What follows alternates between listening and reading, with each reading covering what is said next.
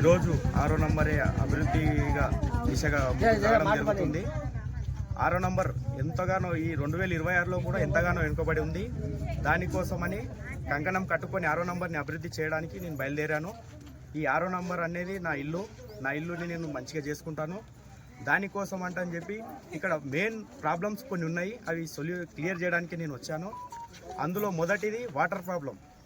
ఈ ఏరియాలో ఇన్నేళ్లుగా వాటర్ సమస్య అనేది చాలా ఉంది.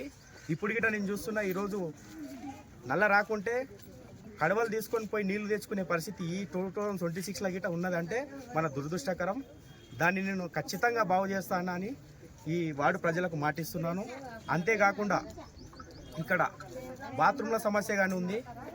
ఈ ఏరియా లోపల కొంతమంది బాత్రూమ్ లేక బాత్రూమ్ల సమస్యలు కానీ ఉన్నాయి, అవి గిట్ట తీరుస్తానని మాటిస్తున్నాను. అదే కాకుండా ఆడపిల్ల పుడితే 5,016 రూపాయలు పోస్ట్ ఆఫీస్లో అకౌంట్ తెరిచి అందులో ఫిక్స్డ్ డిపాజిట్ చేయడం జరుగుతుంది.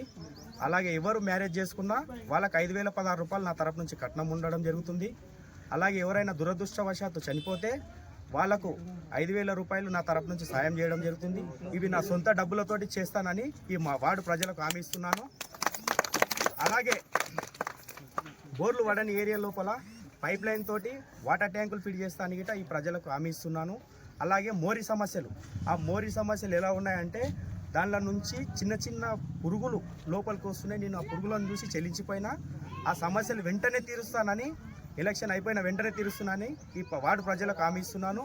ఈ వార్డు ప్రజలకు అభివృద్ధి అంటే ఏమిదో చూపిస్తా, వాళ్ళని డెవలప్ చేస్తానని ఈ సభాముఖంగా తెలియజేస్తున్నాను.